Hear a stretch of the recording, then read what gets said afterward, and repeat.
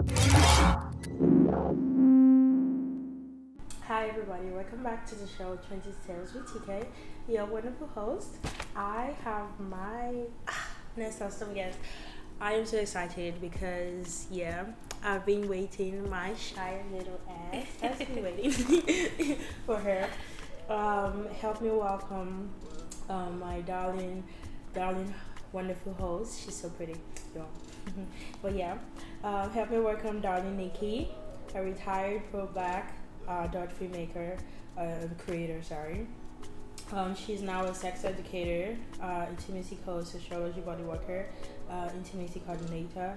She's trained to help individuals, couples, and group in erotic development, sexual embodiment, sex education, and trauma release.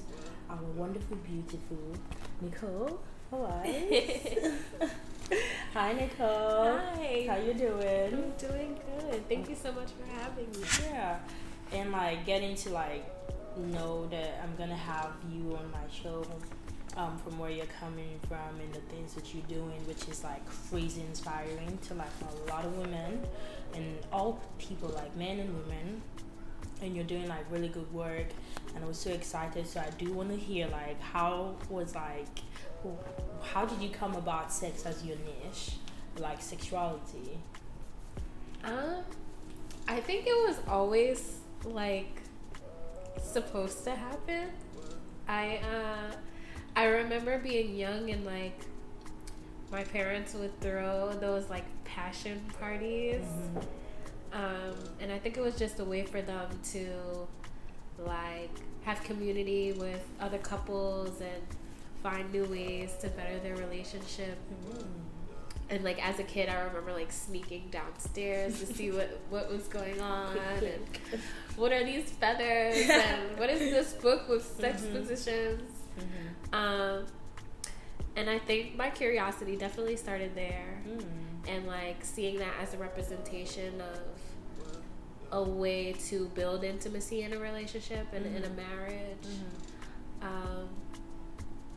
And then as I grew up and as I became an adult, I kind of went on my own sexual exploration journey, and through some trials and tribulations, I came to the decision that I was going to document it, and that kind of just trickled down into everything. That's awesome. So you just decided based off what you've been kind of seeing growing up, your family background basically, and just being in that presence that made you feel comfortable, which is different for a lot of people. My parents are African, they would not dare talk about sex.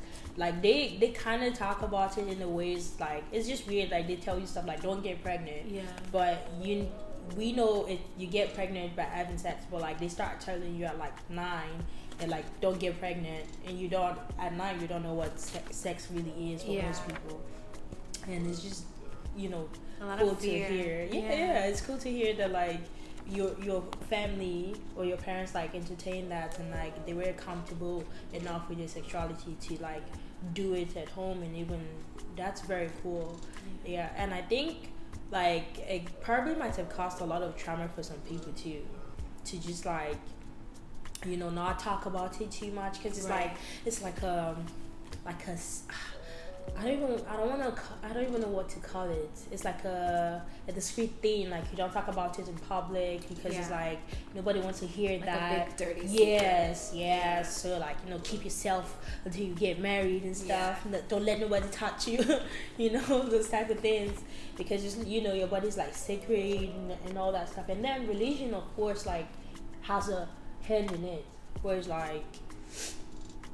as a Christian, you're not supposed to do anything sexual with anybody until you get married, right? And then that's when you offer your temple to your husband.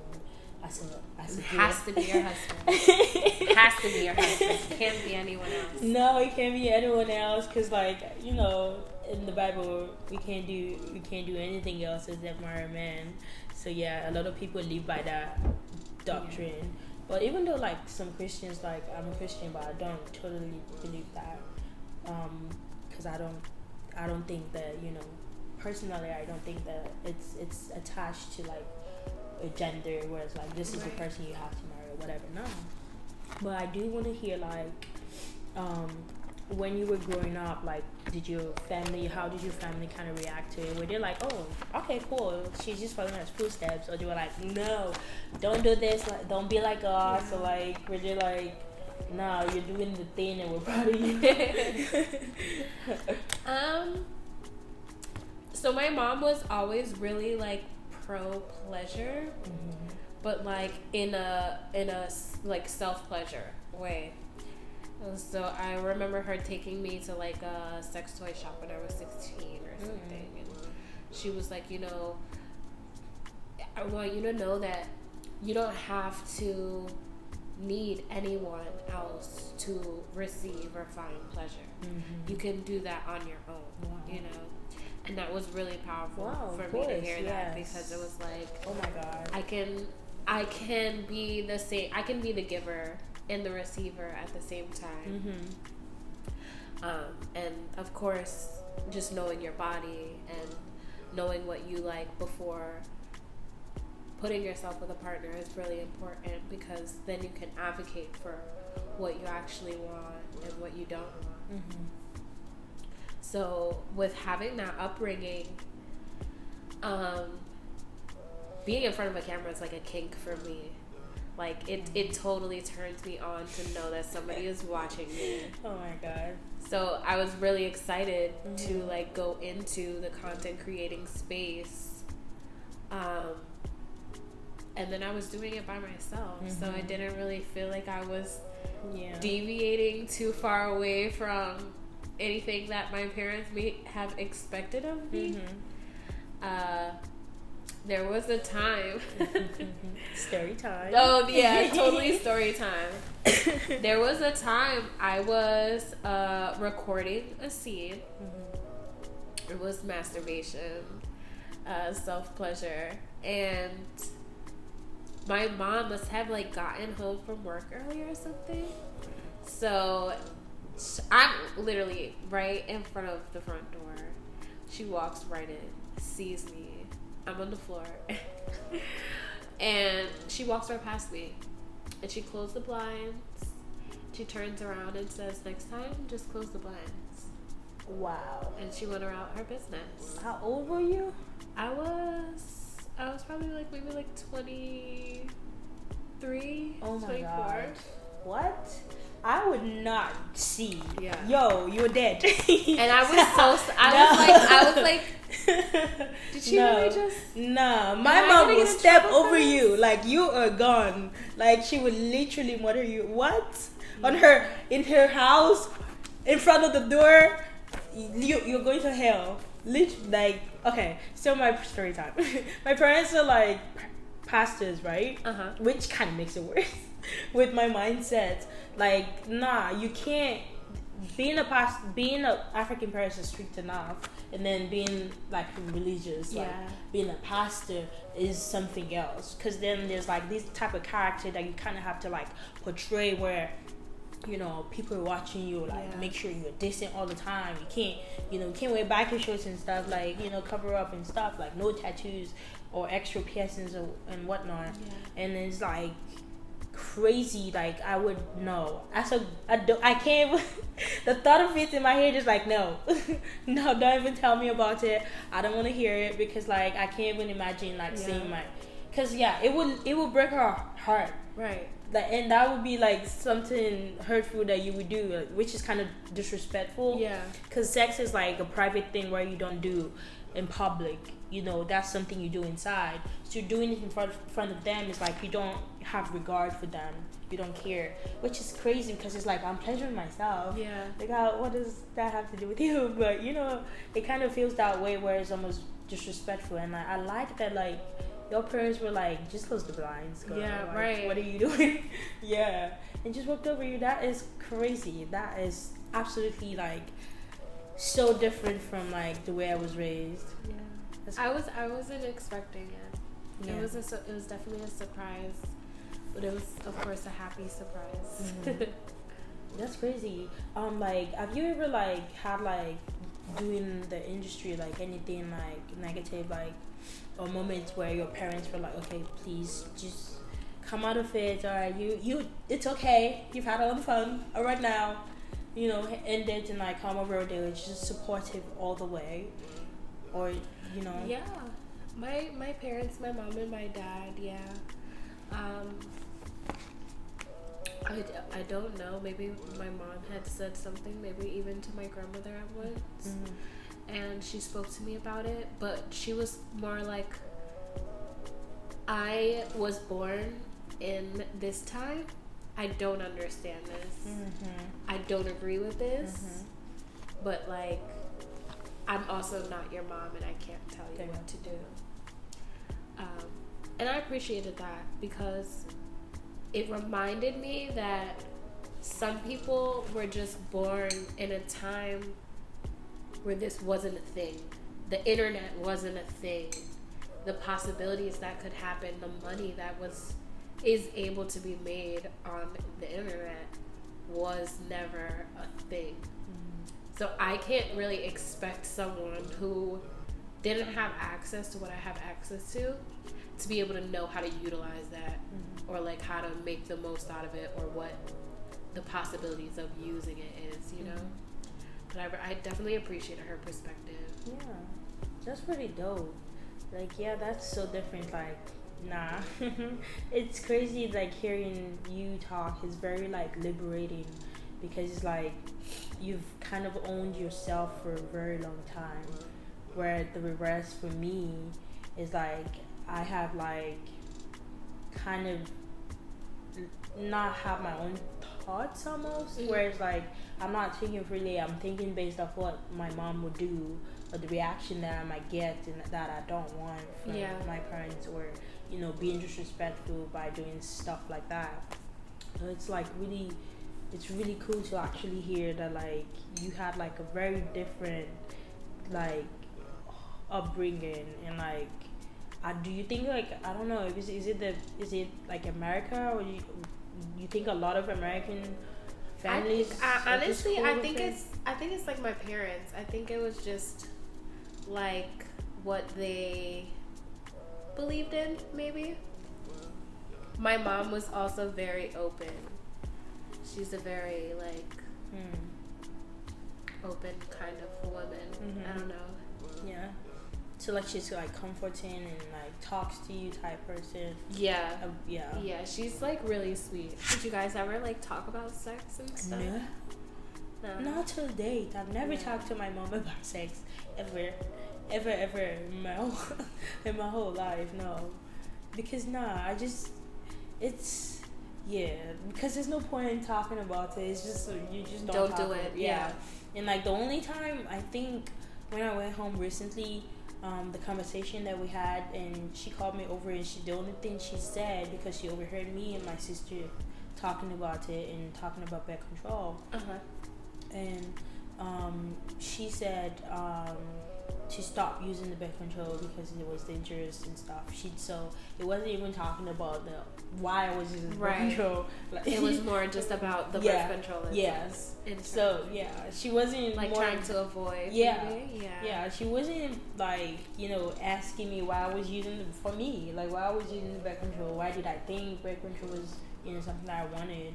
Because she doesn't care if we have the kid, and she's like, kids are a gift from God. Either way. Yeah. So it's better off to not be on birth control. Yeah. If I'm gonna do it, I'm like, okay, mom. But yeah, it's different. I like to see it. So like, let's talk about the industry. So you making that shift and coming into the whole industry, because you said you make videos for yourself. Yeah.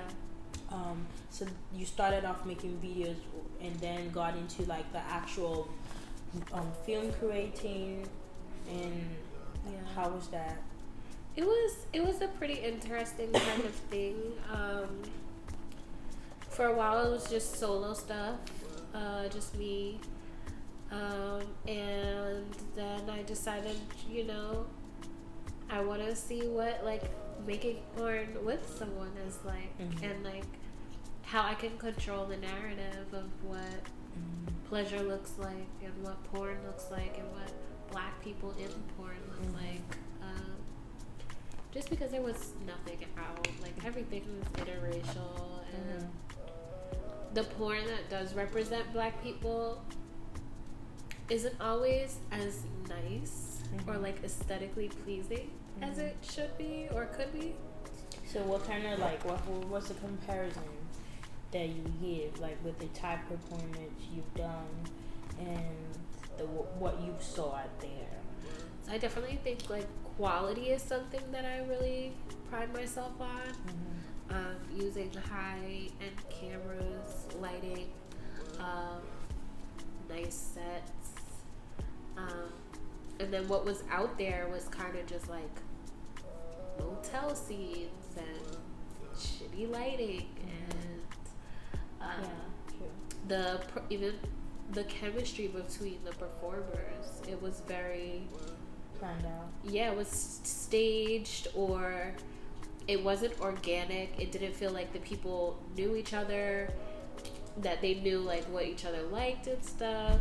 So yeah, I tried to change that. Yeah, that's cool. And then you made the shift and then got into the actual thing. And so like, how did you feel? Were you like excited? You're like, no, I don't really want to. Or then were you ready to like just jump into the industry and do the whole thing and record with somebody else, not just yourself?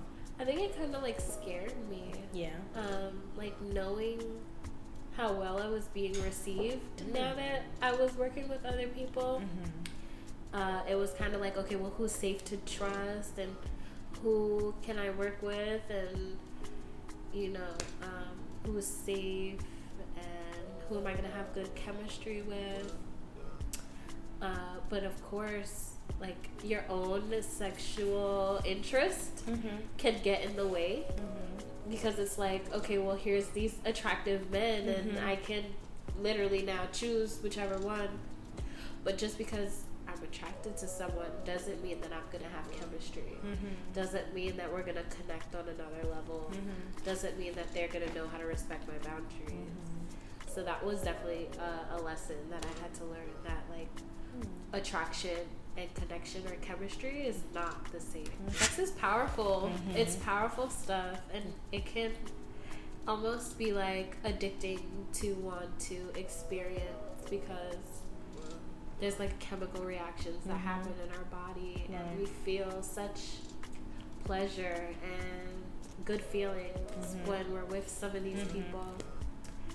But like you said, beyond that, it's sometimes hard to get what we need. Right. So like, I was thinking like, were there any dark times during the process, like where you would do it? Did you have like any negative times, or times where you just felt like, nah, probably this is not for me, or setbacks and stuff in the industry that you experienced? Yeah, definitely. I think having to deal with personal trauma was probably like some of the biggest challenges that I've had.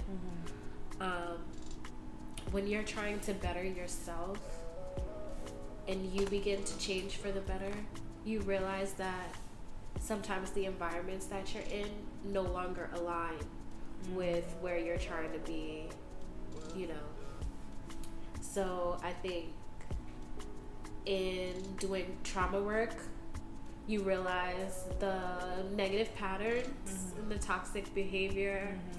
And once you realize it, it's like, I can't go back now. I have to make these changes. And being in an industry that's so sexualized, it can be a challenge, but it's definitely something that protects you so that you don't keep crossing your own boundaries or allowing yourself to be hurt. Right. Yeah, because there's a lot of stereotypes with like your industry and the type of work that you've been doing, and like, you know, some people say stuff like the people that are in the work, they're mostly nifos, or you know, they are desperate for money, and you know, those type of talks. Yeah.